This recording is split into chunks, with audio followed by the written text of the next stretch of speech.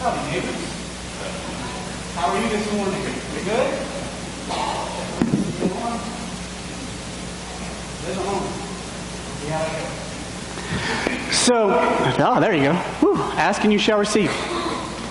So it's a beautiful day in the neighborhood. It looks maybe a little cloudy, maybe a little rainy today, but you know what? Every day with God is a good day. It may not feel like a good day, but every day with God is a good day.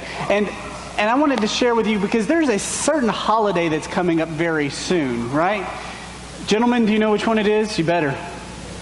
It's Valentine's Day, that's right. And I wanted to share with you a Valentine. Is that okay? Someone gave me a Valentine to give to you. And I thought this was just one of the coolest things ever. So I want you to see this Valentine. This is for everybody. My beloved daughter made this with you in mind. She said, "Dad, I can't make one for everybody because my hand would hurt." But she wanted to make one big Valentine for you. And it says, "Roses are red. Violets are blue. I love you all, and God does too. Blessings, Ella." So I could just sit down now, right? You got the message. You're loved. God loves you. Let's go home and eat some dinner, right? But I invested a little bit of time in a sermon, so I'll go ahead and do it too. But I thought this was really powerful. That this was her. She had in her heart something that she wanted to give to you. And well, maybe it is fancy. It's got a lot of sparkles. But it's something simple. Something small. But yet has great power. Isn't that right? And so I want you to keep this in your mind as we continue on this week with our series. We're doing this series, Won't You Be My Neighbor? And we're looking at Mr. Rogers, and we're also looking at Jesus because he is the most ultimate neighbor. Jesus teaches us how it is to love God and to love our neighbors. And so we've talked about lots of different things that the Bible talks about with neighbors, and we've talked about different stories. And what I want us to go to this morning is something that you've seen before. It's very powerful. But before that,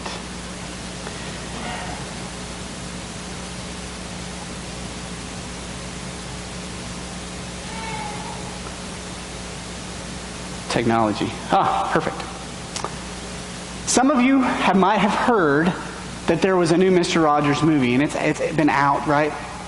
And it's called A Beautiful Day in the Neighborhood. How cool is that? There's really smart thinking on that one, right? But because Mr. Rogers has passed on to his reward, they had to find another actor. And this actor has done all sorts of stuff. And so Tom Hanks was given the grave task to be Mr. Rogers. He said this was one of the hardest parts he'd ever played because he didn't want to screw it up. It was so important. But this whole movie was actually based upon an article that was written in 1998. It was in Esquire magazine, and it was written by this writer who had a real big chip on his shoulder. He was the kind of writer who'd love to dig into to find out what's the real scoop. What are you really like? And he ruined a lot of people's reputations. And so nobody else wanted to interview with him. And so Esquire magazine said, "Here, why don't you do a piece on Mr. Rogers?" And he thought, "Oh, I'm going to do a piece on Mr. Rogers, all right. That saint has got something to hide." And so he dug into Mr. Rogers. And you know what he found out? The guy he saw on TV was pretty much the guy in real life. He really was concerned about his neighbor. He really was concerned about children. He really was concerned about people loving one another and knowing that they were valued in the eyes of God. And so this blew this writer's mind, and in fact, helped transition him from a bitter man to a man who is more understanding and thoughtful. And I wanted to share with you something that I thought was very powerful in this quote from the magazine. If y'all go ahead and do it since it's not working. There you go. So here's a quote from the interview, one of the interviews that he had. And I thought it was very powerful, particularly today. And I'm going to read it to you. December 1st, 1997. This is when the interview took place. A boy no longer little told his friends to watch out, that he was going to do something really big. I want you to look at these words, little and big. The next day at school, he took his gun and his ammo and his earplugs, and he shot 8 classmates who clustered for a prayer meeting. 3 died, and they were still children almost. The shootings took place in West Paducah, Kentucky. And when Mr. Rogers heard about them, he said, I want you to listen to this. Oh, wouldn't the world be a different place if he had said, I'm going to do something really little tomorrow. And so Mr. Rogers decided to dedicate a week to the neighborhood to the theme, Little and Big. He wanted to tell children that what starts out as little can sometimes become big, so that they could devote themselves to little dreams without feeling bad about them. You see, we live in a world that focuses on big things. I'm going to do something big. Go big or go... See, you know the expression. Do you ever hear anybody say, go little or... No, there's no expression for that. Mr. Rogers recognized in this particular situation that if only this young man wasn't so concerned about doing something big, that if only he was concerned about doing something little, his world and our world could in fact be changed for the good.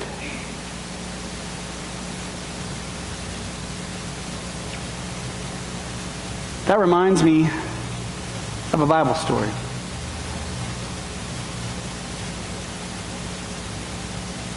John chapter 6.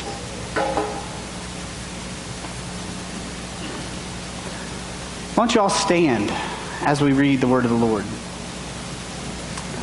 John chapter 6.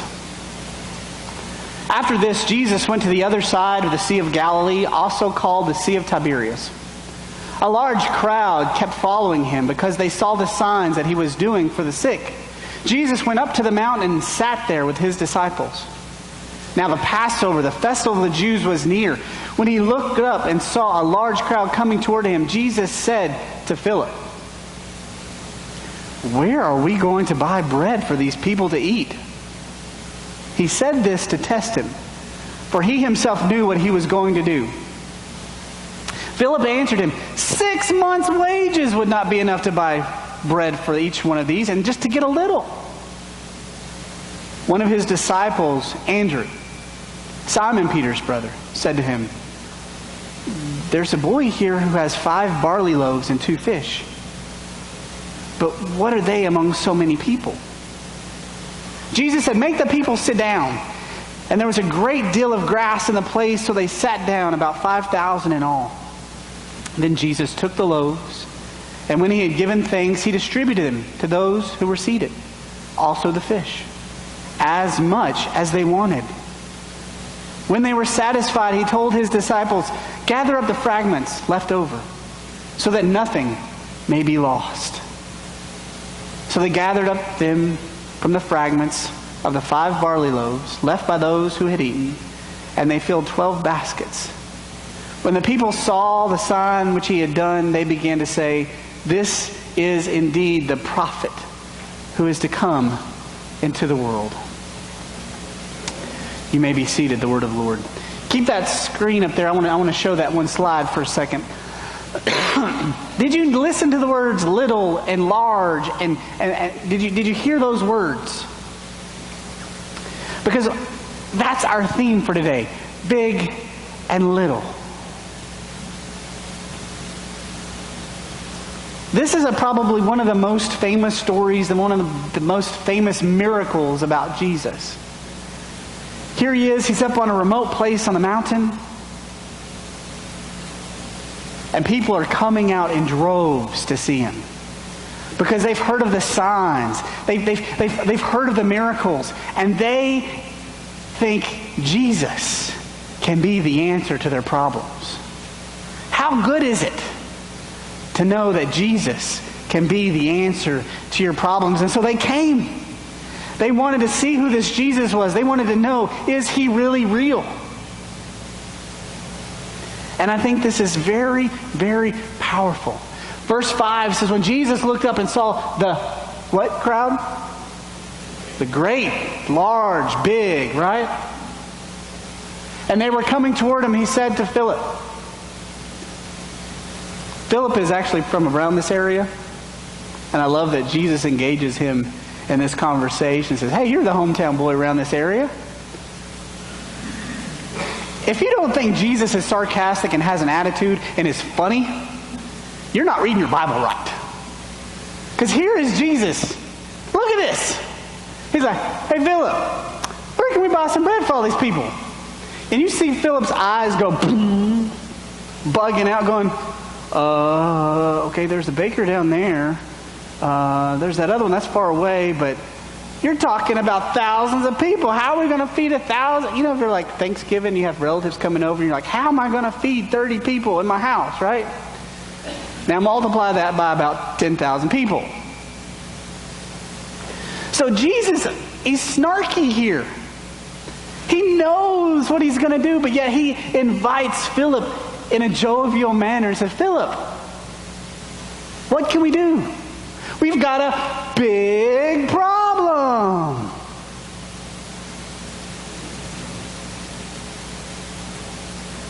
And this is the same followers of Jesus who've seen him do great miraculous signs and wonders. And notice where Philip goes.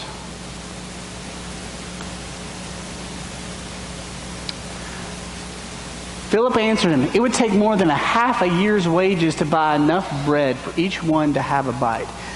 Philip goes straight into problem-solving mode, you know?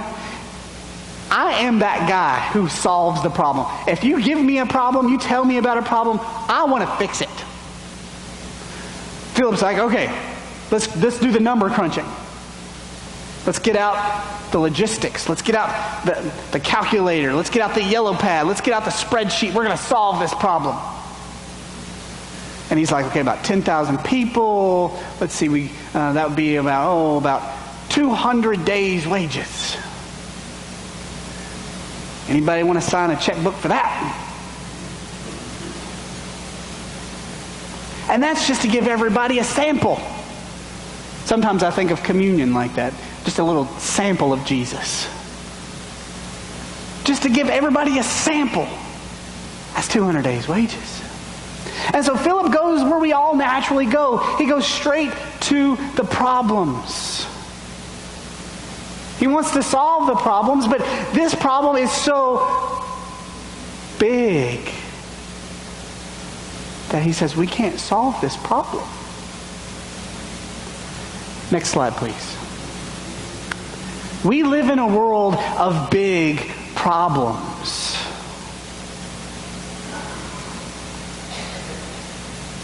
As I was going out the door this morning, my father-in-law gave us this Alexa thing that tells you, any song you want to hear and stuff like that. But it has a little screen on it. And it'll show you like random articles from the news. And so as I'm about walking out the door, I happened to look over to see what time it was to see if I was going to be late. And then I noticed there was this really devastating article about the coronavirus in China. And as I'm walking out the door, I'm just sideswiped with this bad news, with this really big problem. And you're sitting here this morning, you probably have really big problems of your own. You've got that really big debt that you need to pay off. Or they're going to keep calling. You've got that really big situation at work that you can't do anything about, but you've got to deal with it. You've got that really big problem with your kid, and you've tried to fix it, and it's not getting any better. Maybe you've got that really big problem with your health, and that you're doing everything you can, but you know what? You're still struggling with the pain.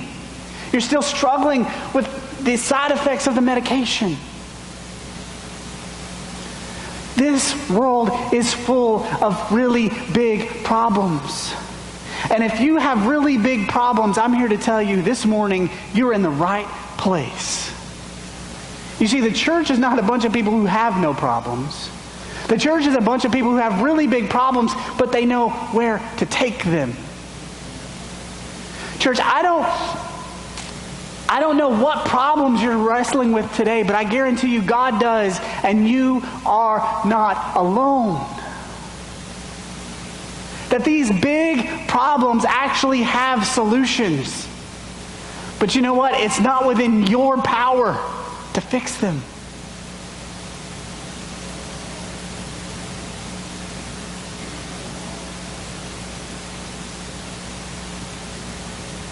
Philip said 6 months' wages would not be enough to buy each of them to get a little.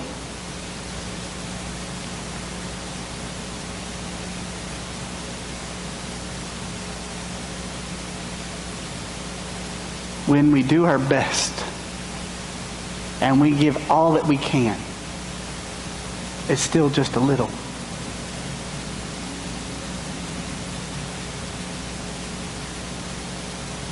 But there's hope. For this same God who created the world, this Jesus, said, if you have the faith of a mustard seed.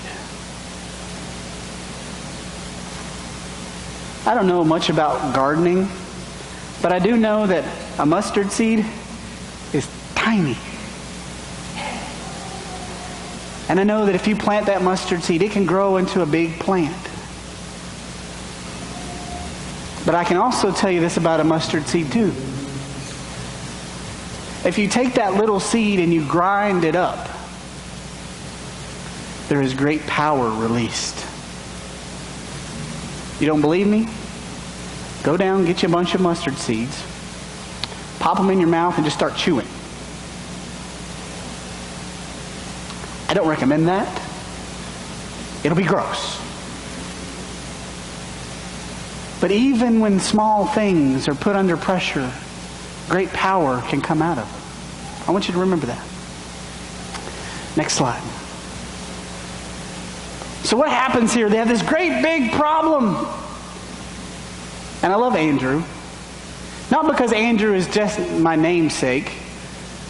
My middle name actually comes from the Apostle Andrew. You didn't know that, now you do. So if you're ever on Jeopardy and I happen to be a topic, you'll know that one. Andrew is always billed in Scripture as Peter's brother. And I don't think he minded letting Peter have all the accolades. Because he saw some things that his brother has done, and you tell you, he's going to let his brother jump first. Because that's what Peter does. Peter's one of those guys who just jumps all in, and I'm ready to go. Andrew's more a little bit standoffish and be like, okay, Peter, you see if it works, and then I'll follow. But what Andrew does is actually pretty powerful. Andrew is the one who actually jumped in with faith and to follow Jesus and said, hey, Peter, come here. I want to show you the Messiah. So Andrew is always bringing people to Jesus. Imagine the power. We think of Peter, gave the first gospel sermon, helped convert thousands of people. What would have happened if Andrew had never brought Peter to Jesus? Those small things. So here's Andrew again, bringing somebody to Jesus.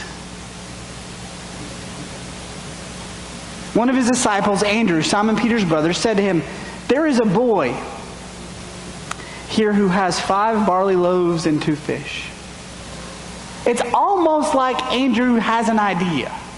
It's almost like he understands that something small God can use. Almost. Because if he didn't believe Jesus could use it, he wouldn't have brought it to Jesus' attention. But he does. And I want you to keep in your mind this lunch. I've seen lots of pictures of the 5 loaves and 2 fishes. And you say loaf, I think a loaf of bread. That is not what we're talking about.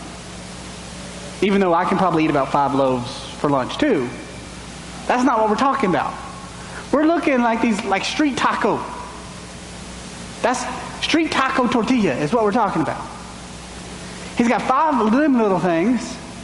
And he's got 2 fish. And one translation actually takes these 2 fish like pickled fish. So think sardines. Small fish. Not big fish. Little fish.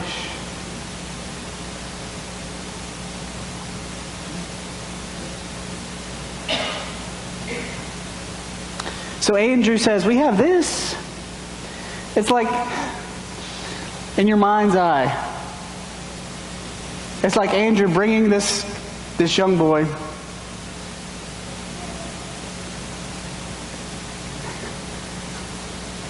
This is humorous. Andrew says, Jesus, we got a Lunchable. Can we feed these 10,000 people with this Lunchable?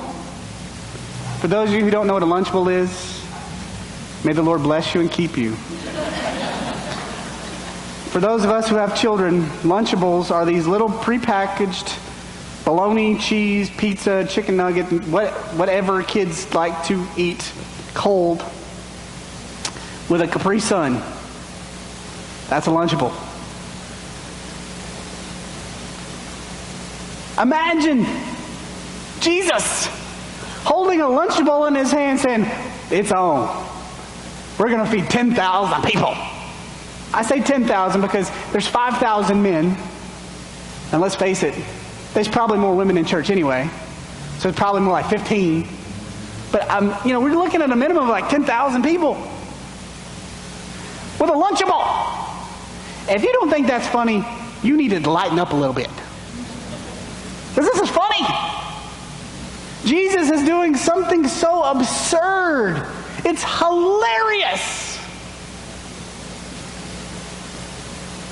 With a small gift of a boy's lunch. I sure hope he got some to eat. Can you imagine him coming back home?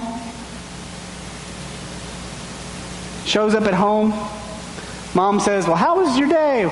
"You're not going to believe this. So this dude came and took my lunch, and it multiplied." That'd be awesome. Anyway, I digress. That one's free. Verse 11 says, Jesus took the loaves, and when he had given thanks, he distributed to them those who were seated, also the fish.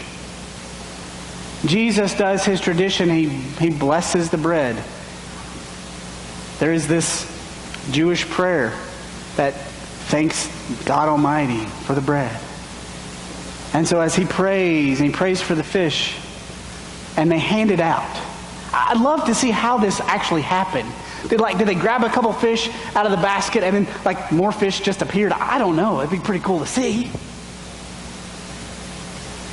But notice this. As much as they wanted. Not as much as they needed. They took as much as they wanted. And when you feed people at your house, they always take what they want, right?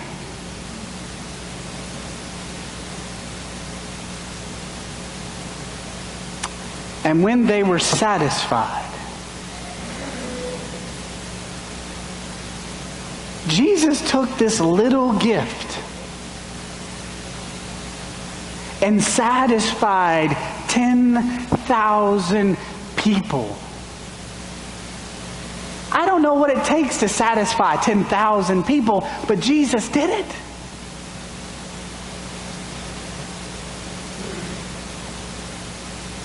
Right now, you may be sitting there longing to be satisfied because you're hungry. You might actually be hungry. You might have missed breakfast.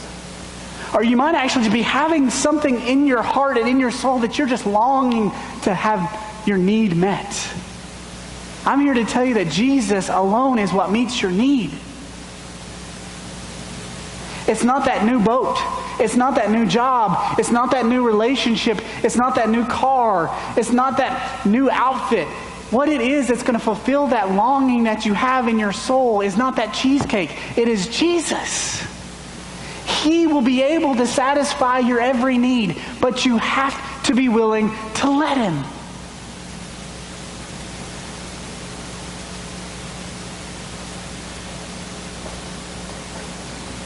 One more slide. When they were satisfied, He told His disciples, gather up the fragments left over. You ever feel like a fragment? Jesus says, you count too. He says, gather up the fragments.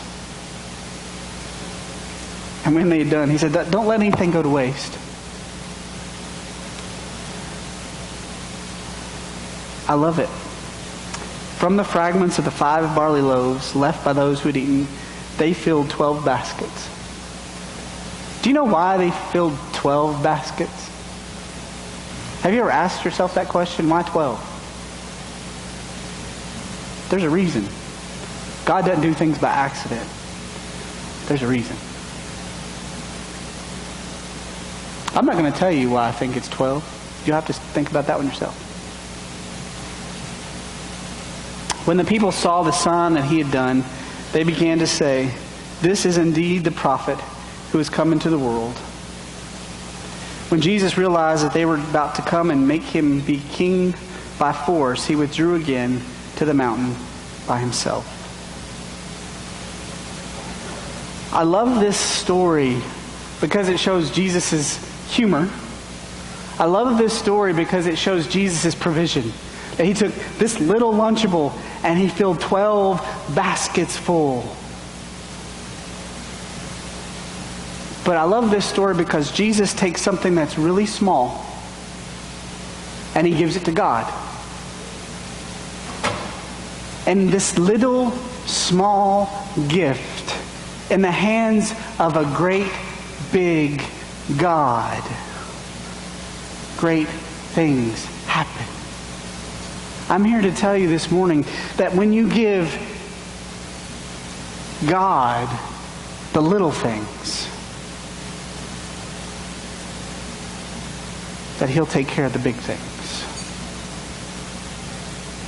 Big or small, God is over all.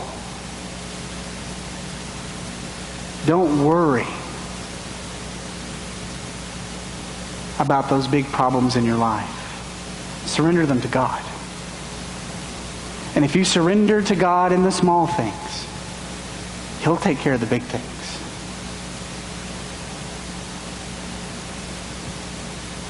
Well, Joe, that's easy when you say it, but it's awful hard to do it. And you want to know something? You're absolutely right. I woke up in the middle of the night last night. I had a dream. I had a dream. This speech is not going to go the way you think. I had a dream that I was back in retail. I haven't worked retail in a long time. So in my dream, I'm sitting in this shoe store that I haven't been in decades. And I have to close the store. I have to consolidate the register. I have to do all the paperwork. And I'm freaking out. I don't remember how to do that. There's a point to this story. Hang on. I wake up freaking out because I didn't know how to close the register. And I felt that when I woke up. You ever feel that anxiety, that panic from your sleep? I mean, like, you know it's a dream, but you still have that effect. I'm here to tell you that you're still going to have problems. And you're still going to feel pain. But you have hope. Because He gives you hope that this pain will not endure. The Apostle Paul says, if you were to take the joy of heaven and compare it to the pain that you're suffering now, there'd be no comparison. Church, I'm here to tell you, give God the little things. And even through the pain, He will do great things. This morning, if you want to follow Jesus in the little things, surrender your life to Him to say, Lord, I want to follow you, Jesus. Because I can't fix my own problems, but you can.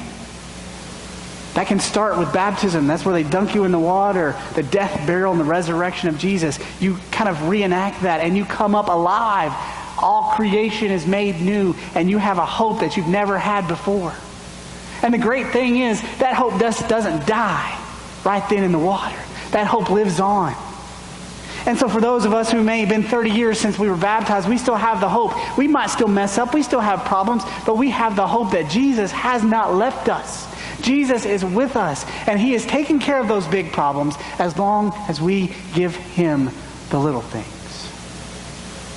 What world could be if tomorrow you decided to do the little things? It could change the world.